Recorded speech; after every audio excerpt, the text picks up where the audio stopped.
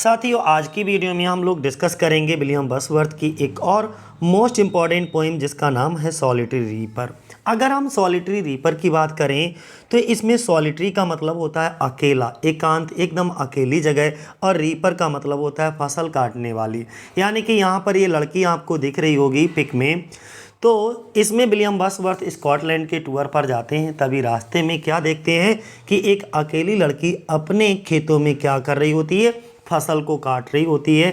वहीं से William Wordsworth इस टाइटल को उठाते हैं और तभी इस पोएम का एक टाइटल नेम दिया जाता है सॉलिटरी रीपर, अकेली फसल काटने वाली एक लड़की। और ये जो पोएम है ना विलियम वर्ड्सवर्थ की, ये लिरिक और साथ ही साथ कुछ क्रिटिक इसको क्या मानते हैं, बैलड मानते हैं। लेकिन आयोग ने जब 2016 का जो पेपर हुआ था उसमें ना तो लिरिक माना है और ना ही बैलड माना है इसको। ठीक है, अगला नेक्स्ट ईच स्टेंजा। इसमें टोटल कितने स्टेंजा हैं ये भी ध्यान बनाए रखना। इस पोएम में टोटल स्टेंजा कितने हैं, 4 हैं, और प्रत्येक स्टेंजा में 8 लाइनें हैं। ठीक है, इसका मतलब 8 चौक 32, यानी कि टोटल पोएम में कितनी लाइनें हो गई, 32 लाइनें हो गई। और इस पोएम को पब्लिश करवाया गया है। देखिए, इस पोएम के जो मोस्ट इम्पॉर्टेंट की फैक्ट्स हैं उनको हमने यहाँ पर मेंशन किया है, जहाँ से एग्जाम में हमारे क्वेश्चन बनते हैं। तो पहला की फैक्ट है कि ये जो सॉलिटरी रीपर पोएम है, ठीक है, वो विलियम वर्ड्सवर्थ का क्या है, एक लिरिक है। लेकिन कुछ क्रिटिक कंसीडर इसको मानते हैं, क्या मानते हैं, बैलड मानते हैं, और ये पब्लिश हुई है 1807 में।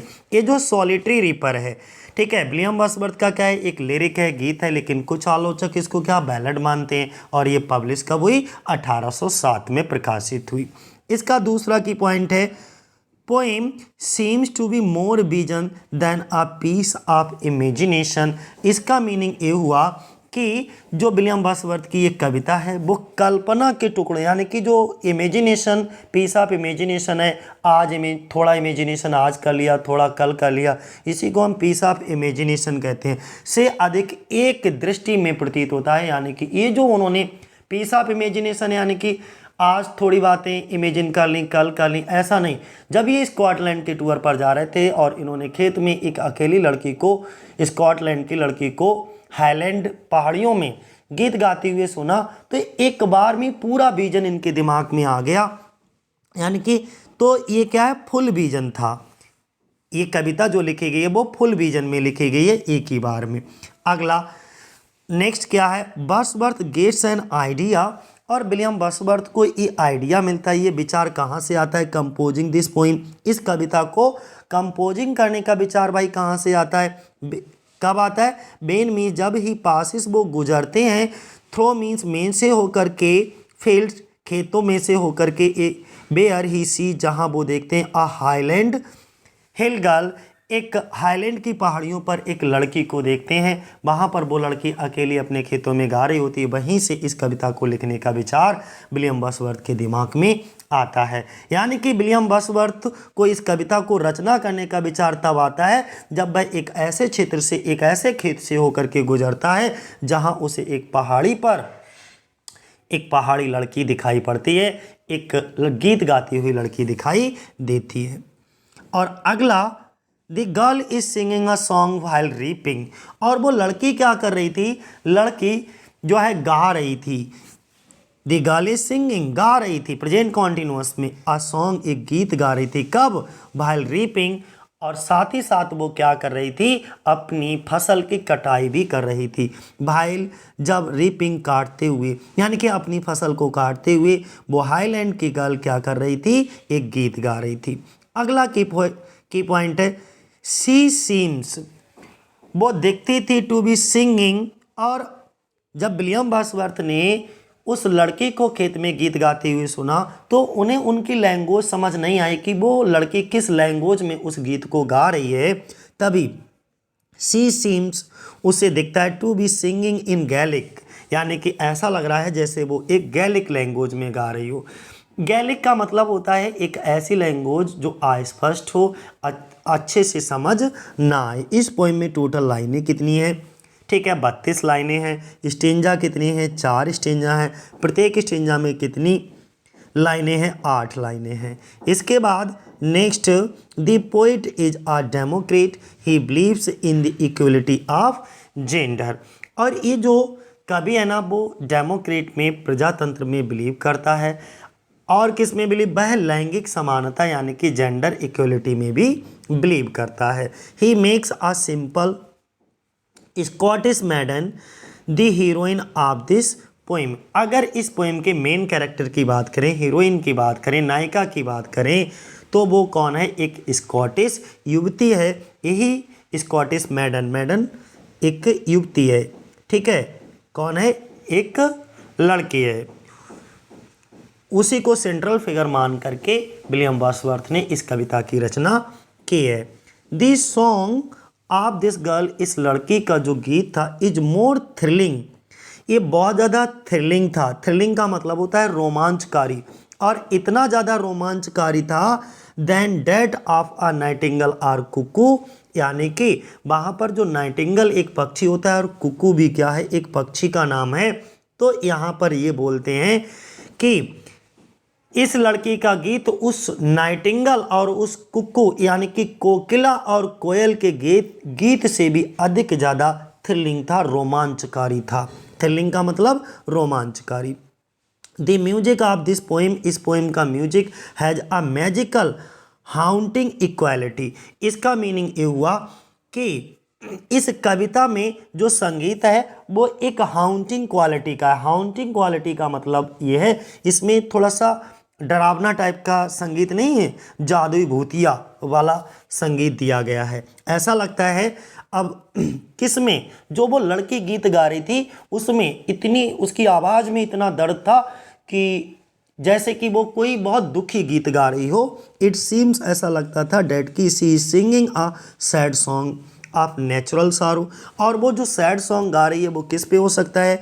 नेचुरल सारो, जैसे कोई भी प्राकृतिक दुख, जैसे किसी की मृत्यु हो गई, हो सकता है वो उसके किसी करीबी की मृत्यु हो गई और उसे याद आ गई हो, तो वह उसकी मृत्यु को याद करके कोई दुखी गीत गा रही हो, या लॉस और पेन, या किसी और तरीके का भी लॉस या दर्द हो सकता है, या किसी पुराने युद्ध के बारे में भी उसका वो गीत हो सकता है। लेकिन विलियम वर्ड्सवर्थ को कुछ बहुत ज़्यादा समझ ही नहीं आ रहा था जो वो बता देते कि ये गीत जो है वो किसके बारे में है। बस उन्होंने उसकी टोन से एक आइडिया लगा लिया। जैसे नहीं हम लोग होते हैं कि सैड सॉन्ग अगर पूरे दिन भर सुन लो तो टोन से ही हम लोग भी सैड सैड हो जाते हैं, तो वैसे ही जो सैड सॉन्ग होते हैं उनकी टोन ही अलग होती है। बट लेकिन ही इज नॉट श्योर, उसे नहीं पता what he is not sure of the theme, but उन्हें नहीं पता what is the theme of the song. Okay, उन्हें ये नहीं जानकारी है कि इस लड़की के द्वारा जो गीत गाया जा रहा है उसका थीम क्या है, किस विषय वस्तु पर आधारित ये लड़की गीत गा रही है। सी कंटिन्यूज, वो लगातार गाती रहती है। ओके, वाइल वर्किंग, और काम भी करती है, यानी कि काम करते हुए वो लगातार गीत को क्या कर रही थी? अपने गीत को गा रही थी। The poet listens to her song, कभी वहाँ से होकर के गुजर रहा था तो कभी ने उसके गीत को सुना। While mounting up to the hill, क्योंकि ये जा कहाँ रहा था? Mounting up to the hill, यानी कि कभी पहाड़ी पर चढ़ते हुए। माउंटिंग अप का मतलब होता है चढ़ते हुए, और किस पे? टू द हिल, पहाड़ी पर चढ़ते हुए वो क्या कर रही थी? गीत को गा रही थी। बात क्लियर है ना? अब नेक्स्ट देखो, और इस पोइम की लास्ट लाइनें ध्यान रखना, इम्पॉर्टेंट तो ये पूरी पोइम हर एक लाइन इसकी इम्पॉर्टेंट है, लेकिन लास्ट लाइनें इसकी विशेष ध्यान देना है। क्या कहता है? The music in my heart I bore, the music in my heart, मेरे दिल में जो संगीत है, okay, in my heart I bore long after it was heard no more, यानी कि जिस संगीत को मैंने सुना वो मेरे दिल में समा गया, और long after it was heard no more, और अब इस तरीके का संगीत मुझे बहुत लंबे समय तक सुनाई नहीं देगा। उनके कहने का मतलब एक बार ये भी मैं बता दूं, वहाँ पे क्या होते हैं कि जब ये पहाड़ियों के ऊपर चल रहे होते हैं, ओके, तब लड़की का गाना अभी तक उनके दिल में गूंज रहा होता है। हालांकि अब इस बात को बहुत समय हो चुका है, अब मैं उसकी आवाज़ को नहीं सुन पाता हूँ। ठीक है, it was here no more long after, बहुत लंबे समय से मैंने उसकी आवाज़ को नहीं सुना। ठीक है, अब हम इसकी लाइन बाय लाइन डिस्कस करते हैं। अच्छा, इस पोएम को डिस्कस करने से पहले इस पोएम के बारे में 2-3 बातें आप जान लो। पहली बात यह है कि विलियम वर्ड्सवर्थ ने ये पोएम किसको डेडिकेट की है, यानी कि किसको एड्रेस करके लिख रहे हैं। तो ये अपनी बहन डोरोथी वर्ड्सवर्थ और इनके एक बहुत अच्छे दोस्त थे एसटी कॉलेज, उनको डेडिकेट करते हुए, उनको एड्रेसिंग करते हुए, एड्रेस करते हुए, संबोधित करते हुए कवि विलियम वर्ड्सवर्थ इस पोएम को लिख रहे हैं। दूसरी पोएम इसमें ये जानने वाली है कि विलियम वर्ड्सवर्थ को इस पोएम को लिखने का विचार कैसे आता है। तो एक बार ये स्कॉटलैंड के टूर पर जा रहे थे, तभी ये रास्ते में क्या देखते हैं, एक अकेली लड़की को हाईलैंड की पहाड़ियों में खेत पर काम करते हुए, फसल की कटाई करते हुए देखते हैं। और वो फसल को काटने के साथ साथ कुछ गुनगुना रही होती है, कुछ गाना गा रही होती है। तभी उसके गाने को सुनकर के मंत्रमुग्ध हो जाते हैं एकदम। ठीक है, बहुत ज़्यादा इम्प्रेस हो जाते हैं। और जब ये टूर से अपने वापस आते हैं तो वो बात इनके दिलो दिमाग पर छप जाती है और तभी इस कविता को ये लिख देते हैं। वहीं से इस कविता को लिखने का विचार इनके दिमाग में आया, सॉलिटरी रीपर। इसीलिए इस पोएम का टाइटल भी रखा गया सॉलिटरी, यानी कि अकेले, रीपर यानी कि फसल को काटने वाली। तो इसकी पहली लाइन देख लो, बिहोल्ड हर, उसको देखो। किसको देखो? बिहोल्ड मीन्स होता है देखना, हर मीन्स उसको। उसको किसको? उस लड़की को। कहाँ? इन दी फील्ड, खेत में। और वो कैसी है? एकदम अकेली है, उस खेत में कोई और नहीं है। सिंगल इन दी फील्ड। इयोन, इयोन का मतलब होता है भाई वहाँ। इयोन मीन्स भी क्या होता है? वहाँ देखो, उधर देखो। सॉलिटरी, एकदम अकेली है। हाईलैंड, हाईलैंड की पहाड़ियाँ हैं। ये एक्चुअली क्या है मैं आपको बता दूं, थोड़ा ध्यान से सुन लीजिएगा। स्कॉटलैंड जो है वो 2 भागों में डिवाइड है, एक हाईलैंड और दूसरा लोलैंड के क्षेत्र में। तो हाईलैंड का क्षेत्र जो है वो क्षेत्र कहलाता है जिसमें पहाड़ियाँ ही पहाड़ियाँ, हिल एरिया है। ठीक है, और लोलैंड का क्षेत्र वो कहलाता है जहाँ पर समतल भूमि है। तो यहाँ पे हाईलैंड एरिया है, यानी कि पहाड़ी क्षेत्रों में कोई एक सिंगल खेत है और उस खेत में ये लड़की, लैस मीन्स होता है भाई लड़की और इसका अपोजिट होता है लैड, LAD। लैड मीन्स लड़का, लैस मीन्स लड़की। तो अकेली लड़की उन जो है पहाड़ियों में क्या कर रही है, पहाड़ियों के जो खेत है, खेत में वो अकेले एकदम फसल को काट रही, रीपिंग काट रही है। और काटते ही काटते क्या कर रही है? सिंगिंग गा रही है बाई हर सेल्फ, स्वयं से। तो यहाँ पर जो पोइट है ना, वो रीडर्स से कहते हैं कि देखो उसे, जो स्कॉटलैंड की पहाड़ी क्षेत्रों वाले एरिया में जो खेत है, उस खेत में एक जवान लड़की अकेली फसल काट रही है और फसल को काटने के साथ साथ वह एक गीत भी गा रही है। ठीक है, स्टॉप हेयर। फिर पोइट लोगों से प्रार्थना करता है कि या तो आप यहीं रुक जाओ और जेंटली पास, या फिर जो है उस लड़की के गाने को बिना डिस्टर्ब किए हुए यहाँ से निकल जाओ। यानी कि अगर आपको उस लड़की का गाना सुनने में अच्छा लग रहा है तो स्टॉप हेयर, आप चुपचाप खड़े होकर के यहाँ पर उसका गाना सुन लो। अगर आपको कोई ज़रूरी काम है या कहीं जाना है या उसका गाया हुआ गीत आपको अच्छा नहीं लग रहा है तो आप चुपचाप उसे बिना डिस्टर्ब किए हुए यहाँ से जेंटली पास चले जाओ। अलोन, अकेले है। क्या कहा गया? वह लड़की एकदम अकेली ही फसल काट रही है। अलोन सी कट्स, वो लड़की वहाँ पर उस खेत में अकेली ही फसल को काट रही है। एंड बाइंड्स, और बांध रही है दी ग्रेन। ग्रेन का मतलब यहाँ पे वैसे तो अनाज होता है लेकिन यहाँ पे फसल लगेगी, यानी कि वो लड़की अकेले ही उस फसल को काट रही है और अकेली ही क्या कर रही है? बांध रही है। इतना चीज़ें क्लियर हो गई। और आगे देखो, एंड मीन्स और सिंग्स मीन्स गाती है। अब मलंकली, मलंकली मतलब होता है वेदना वाला, दुख भरा। ओके, स्ट्रेन गीत गाती है, यानी कि वो एक दुखी, उदासी वाला, दुख वाला मलंकली गीत, स्ट्रेन गाना गाती है।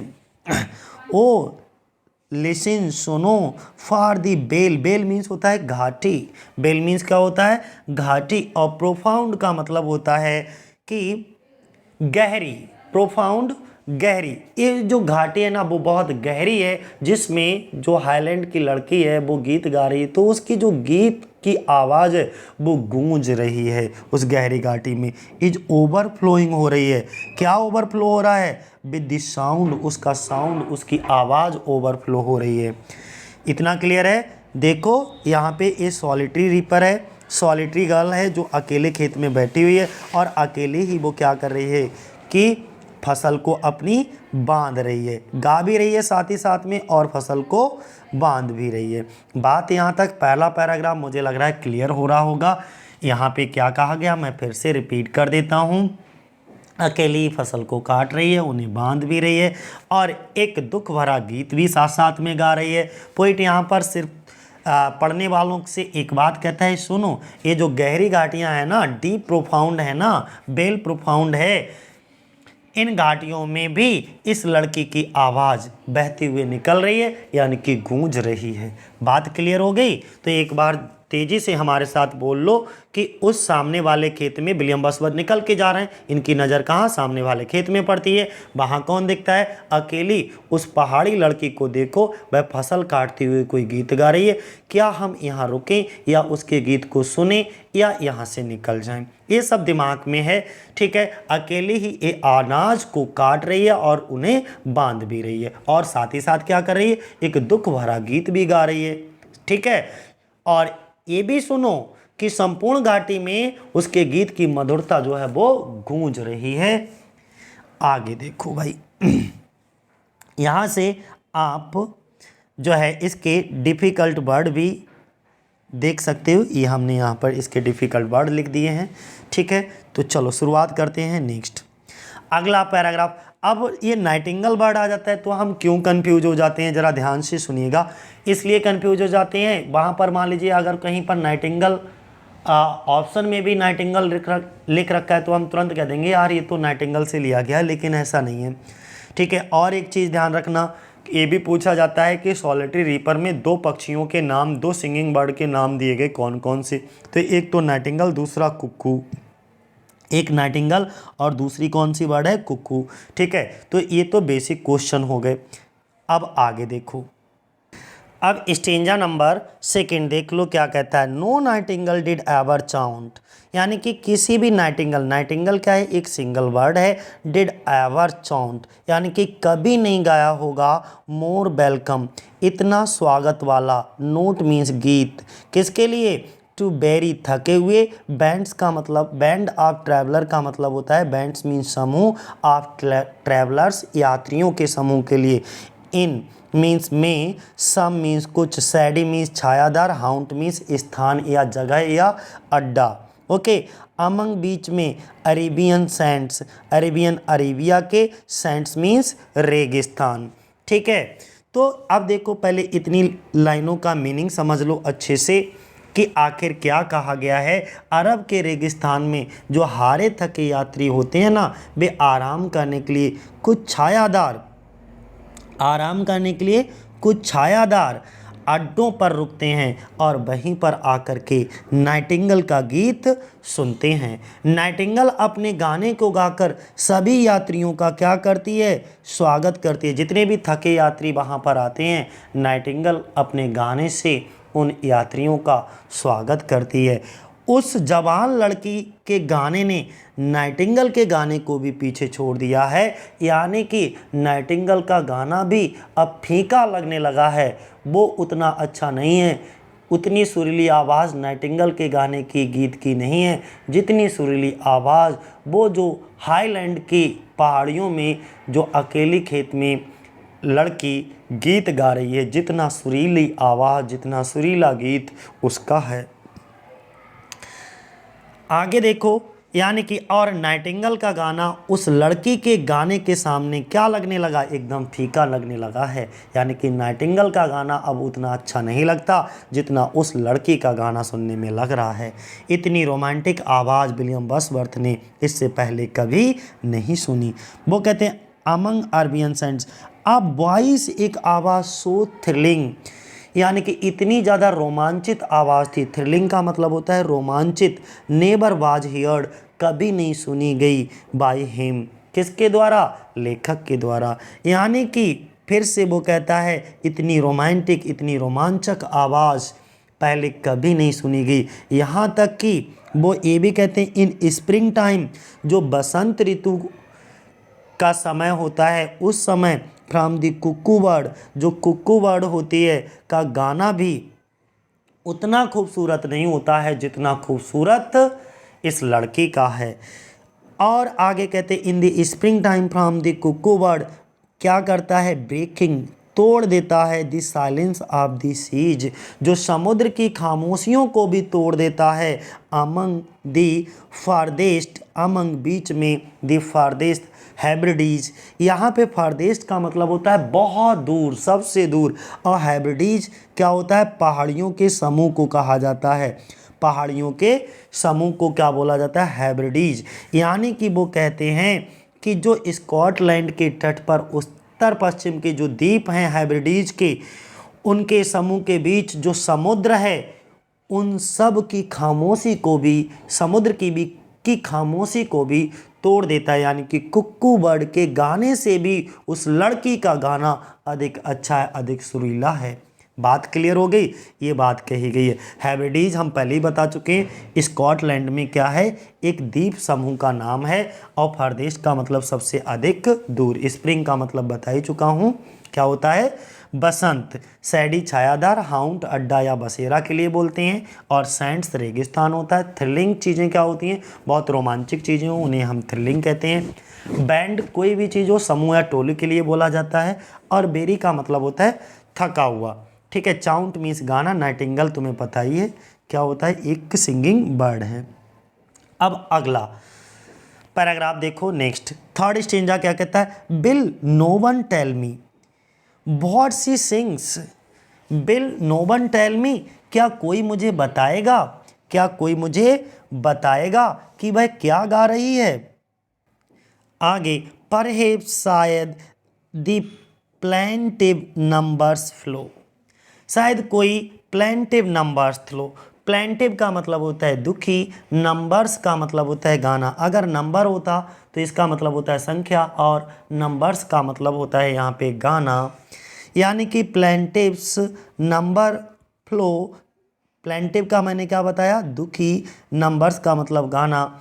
शायद वह कोई एक दुखद घटना को याद करके एक दुखी गीत, एक प्लेंटिव नंबर्स को गा रही है। या फिर ये भी हो सकता है आगे फार ओल्ड, या उसे कोई पुरानी अनहैप्पी, जो दुखी कर देने वाली स्मृति है, याद है। फार ऑफ थिंग्स, किसी वस्तु की, या तो वो उसे परेशान करे। या एंड और बैटल लॉन्ग अगो, या यहाँ कोई युद्ध हुआ होगा बहुत पहले, तो उस युद्ध में जो घटनाएं घटित होंगी तो उन घटनाओं को, बुरी घटनाओं को, दुखित होने वाली घटनाओं को, भीभत्स भयंकर घटनाओं को याद करके ये कोई गीत गा रही है।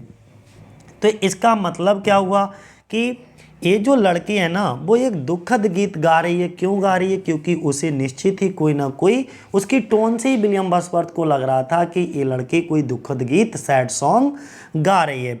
अब क्यों? क्योंकि सैड सॉन्ग तो तभी गाएगी ना जब कोई उसे दुखद घटना याद आ जाए, या फिर उसे कोई युद्ध की याद आ जाए, या अपनी कुछ पर्सनल चीज़ें जो उसे दुखी कर रही हों। यानी कि कोई भी वजह हो सकती है जिसकी वजह से वह दुखी होकर के कोई दुख भरा गीत गा रही है। वजह उसकी कुछ भी हो सकती है, लेकिन फाइनली विलियम वर्ड्सवर्थ नहीं समझ पाते हैं कि what is the theme of this song. ये जो गीत गा रही है ना, इस गीत का थीम क्या है? क्योंकि उन्हें उसकी गैलिक लैंग्वेज थी, तो उस गैलिक लैंग्वेज को वो बहुत अच्छे तरीके से समझ ही नहीं पाए। और is it some more humble lay, humble lay का मतलब होता है छोटा गीत। हम्बल ले का मतलब क्या होता है? छोटा गीत। फैमिलियर मैटर ऑफ टुडे, इसका मतलब ये हुआ, या फिर कोई बहुत छोटा गीत हो सकता है जो यहाँ के लोग अक्सर जो हैं वो गुनगुनाते रहते हैं। यानी कि ये यहाँ की ट्रेडिशन या कोई परंपरागत गीत हो सकता है जो यहाँ के लोग हमेशा गाते ही रहते हैं। तो कुछ भी हो सकता है, बट मुझे क्लियर कुछ भी नहीं पता, ऐसा विलियम बसवर्थ कहते हैं। क्यों? क्योंकि हमें उसकी आवाज़ तो सुनाई दे रही थी, लेकिन वो क्या गा रही है ये हमें समझ नहीं आ रहा था। या फिर देखो आगे क्या कहा गया, सम नेचुरल सारो, या हो सकता है, ये भी हो सकता है कि ये कुछ नेचुरल सारो, प्राकृतिक कोई आपदा आई हो, उसका लॉस, उससे जो हानि पहुंची हो, उसके बारे में कोई गीत गा रही हो, या जो दुख दर्द हुआ हो उसको, that has been and may be again. या फिर यह लड़की इस गीत को किसी प्राकृतिक आपदा या किसी प्राकृतिक नुकसान या किसी प्राकृतिक दर्द को याद करके गा रही है, जो नुकसान या तो हो चुका है या होने वाला है। यानी कि डैट हैज बीन या तो हो चुका है, एंड मे बी अगेन या ये होने वाला है। बात क्लियर हो रही है? ठीक है, तो अब आगे देखो, यहाँ से देख लीजिएगा, आपको खुद ही उसके दुखी मूड का पता लग जाएगा। ठीक है, चलो नेक्स्ट स्टेंजा नंबर 4 देखो, लास्ट स्टेंजा है। प्रत्येक स्टेंजा में 8 लाइनें हैं, ध्यान रखना। टोटल 32 लाइन की पोइम है। इसको लिखा गया कब? 1805 में। पब्लिश कब कराया गया? 1807 में, in a poetic volume, poems in 2 volumes में, पोएम्स इन 2 वॉल्यूम। ठीक है, 1807 में ये पब्लिश हुई है। अब लास्ट स्टेंजा इसका देख लो फटाफट। वॉट एवर दी थीम, अब खुद ही ये बात कहते हैं कि भाई इसकी विषय वस्तु कुछ भी हो, विषय वस्तु, इसकी विषय वस्तु या थीम कुछ भी हो, मुझे नहीं पता। ठीक है, what ever the theme, the मैडन song. मैडन song का मतलब होता है, मैडन वो युवती के लिए बोला गया है, और सैंग जो गा रही है। दी मैडन सैंग एज इफ, यहाँ से समझ लीजिएगा, एज इफ मानो कि हर सॉन्ग, उसका गीत, कुड हैव नो एंडिंग। बहुत इंपॉर्टेंट लाइनें हैं, पूछी गई हैं एग्जाम में, इसलिए इसको अंडरलाइन कर लेना। ठीक है, whatever the theme, the maiden song as if her song could have no ending. ये लड़की के गाने में कोई भी थीम हो, उसे सुनकर ऐसा लगता है कि उसका ये जो गाना है ना, वो कभी भी ख़त्म नहीं होगा। फिर वो कहता, आई सा, मैं देखता हूँ, हर मीन्स उसको सिंगिंग गाते हुए, एट हर वर्क, मैंने उसे गाते हुए देखा जब वह अपने खेतों में झुककर, यानी कि and over the sickle bending. Sickle का मतलब होता है हंसिया, सिकल क्या होता है? हंसिया, और बेंडिंग का मतलब होता है झुक करके। यानी कि मैंने उसे गाते हुए देखा, कब देखा? जब वह अपने खेतों में झुककर फसल काट रही थी। तभी क्या हुआ? आई लिसनड, मैंने सुना, मोशनलेस होकर के। मोशनलेस का मतलब गतिहीन, यानी कि रुक करके। फिर मैं वहाँ रुका, एकदम रुक गया, और रुक करके मैंने उसको अच्छी तरह से सुना। किसको? उस लड़की के गीत को बहुत अच्छे तरीके से सुना। एंड स्टिल, शांत होकर के एकदम। एंड और as I mounted up the hill, फिर उस लड़की को के गाने को सुनने के बाद जैसे ही मैं पहाड़ियों पर ऊपर की तरफ चला गया, यानी कि माउंटेड अप, माउंटेड अप का मतलब पहाड़ी के ऊपर चढ़ जाना। ओके, द हिल, पहाड़ी पर। द म्यूजिक, म्यूजिक, ये भी लास्ट लाइनें हैं, इंपॉर्टेंट हैं। द म्यूजिक मीन्स उसका संगीत, इन माई हार्ट, मेरे हृदय में, आई बोर, जो मेरे हृदय में छप चुका था अब तक। यानी कि वो कहता है कि ऐसा लगा कि उस लड़की का गाना अभी तक मेरे दिल में गूंज रहा है। ठीक है, हालांकि अब इस बात को बहुत समय हो चुका है, लॉन्ग आफ्टर, बहुत टाइम हो चुका है। It was heard no more, और अब मैं उसकी आवाज़ को सुन नहीं पाता हूँ। लॉन्ग आफ्टर, बहुत समय पहले उसकी आवाज़ को सुना था, इट वॉज हियर नो मोर, लेकिन अब उसकी आवाज़ को मैं सुन नहीं पाता हूँ। बात समझ में आ गई? उसके कहने का मतलब सिर्फ इतना था लास्ट पैराग्राफ में भाई, कि वो जो लड़की है, लड़की के गीत की विषय वस्तु कुछ भी हो, यानी कि थीम कुछ भी हो, मुझे नहीं पता। परंतु वह उसे इस तरीके से गा रही थी जैसे कि उसका गीत कभी भी अंत होने वाला नहीं है, उसका गीत कभी भी समाप्त नहीं होगा। वो कुछ इस तरीके से उस गाने को गा रही थी। कवि ने उसे खेत में काम करते समय गाते हुए सुना, यानी कि काम भी कर रही थी और गा भी रही थी। जब वह हंसिया लेकर के, हंसिया दराती कुछ भी बोल लो, ठीक है, पर झुकी हुई फसल को काट रही थी, तभी शांत और स्थिर होकर के कवि को उसका गीत अच्छा लगा, उसकी मेलोडी अच्छी लगी, तो शांत होकर के वहीं खड़ा हो गया और खड़े होकर के उसको गीत को सुनने लगा। जब वह पहाड़ी पे चढ़ रहा था तो उसके गीत की मधुर यादों को अपने हृदय में संजोए हुए था। उसके हृदय से उसके गीत की मधुर यादें वो निकलने का नाम नहीं ले रही थीं। वह गीत बहुत दिनों बाद भी कवि की स्मृति में बना रहा। जब यादें अच्छी होती हैं तो बहुत लंबी चलती हैं, तो वो इसी तरीके से विलियम वर्ड्सवर्थ के दिमाग में भी वो गीत काफ़ी दिनों तक गूंजता रहा। उसके कानों में उसके गीत की मधुर लहरियाँ गूंजने लगती थीं। लेकिन लास्ट लाइन में वो कहते हैं अब काफ़ी समय हो गया है उस तरीके के गीत को सुने हुए। ठीक है, तो ये थी कहानी विलियम वर्ड्सवर्थ के काय की, सॉलिटरी रीपर की।